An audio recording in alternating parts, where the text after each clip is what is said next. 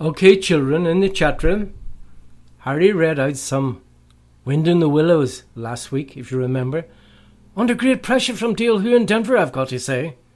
I'm not a reader, but he said, Harry, let's have some toad. Let's have the rat. Let's have the mole. Let's have some Wind in the Willows. So I did a chapter 1. If you can remember, it was based on a stage play.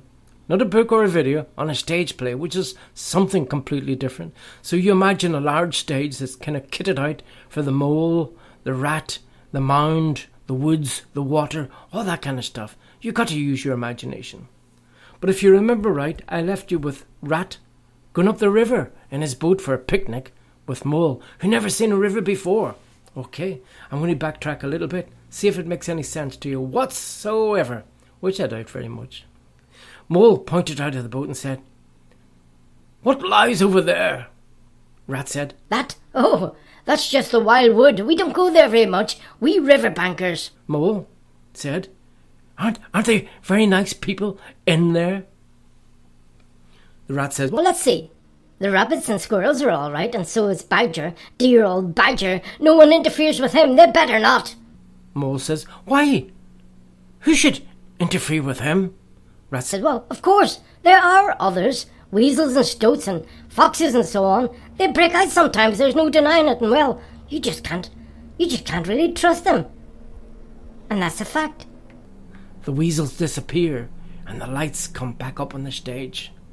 Mole says, And beyond the wild wood again, where it's all blue and dim, and you see what may be hills, or maybe not, and something like the smoke of towns, or is it only cloud drift?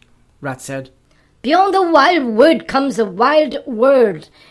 And that is something that doesn't really matter to you or to me. I've never been there and I'm never going to. Nor you either, and if you got any sense, don't refer to it again, please. Badger's face appears. It's Badger! Come along and join us. Badger, coming forward and rather aloof. That fool of a toad's out in his new rowing boat. New clothes, new everything. Rat replied. I thought he was sailing. I thought it was sailing he was mad about. Badger said. It was. Then it was punting. Nothing would please him but to punt all day every day, and a nice mess he made of it. Last year it was houseboating. Do you recall? We had to go and stay in his houseboat and pretend we all liked it. He was going to spend the rest of his life in a houseboat, but it's always the same.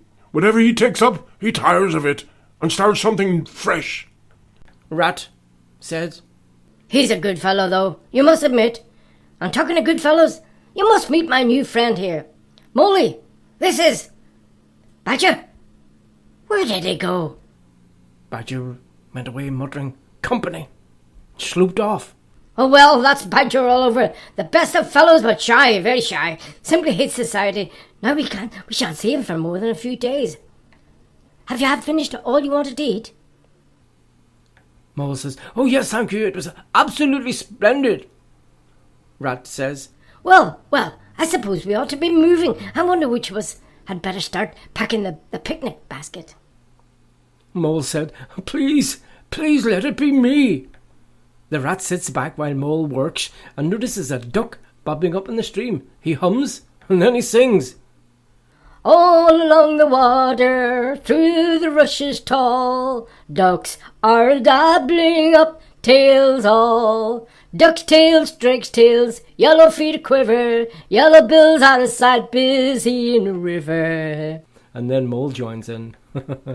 Everyone for what he likes. We like to be heads down, tails up, dabbling free. Mole says, And now, can I possibly try punting, please? Not yet, my young friend. Wait till you had a few lessons. It's not as easy as it looks. Mole waits till Rat's back is turned, jumps in the boat and grabs the pole, overbalances and falls in. Rat jumps in and life saves him. Mole says, Oh, I'm so sorry. I didn't mean it, really, I didn't. Rat. Mole, you silly ass. Now then, trot up and down the bank a bit and dry off, and then we'll be off. Mole, trotting hard.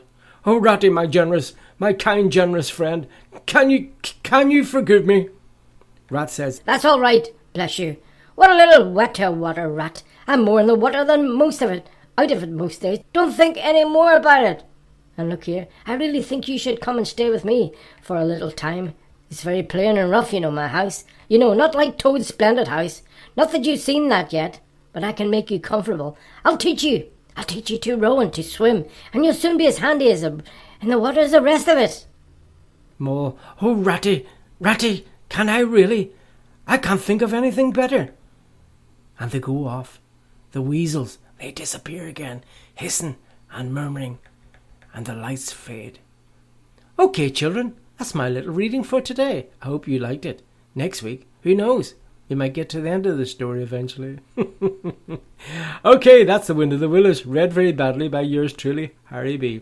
Under duress, I've got to sell from Dale who's a bit of a nutter when it comes to The Wind and the Willows. But, as you agree, harmless little stories, badly read, to go a long way. Let's have a bit of music.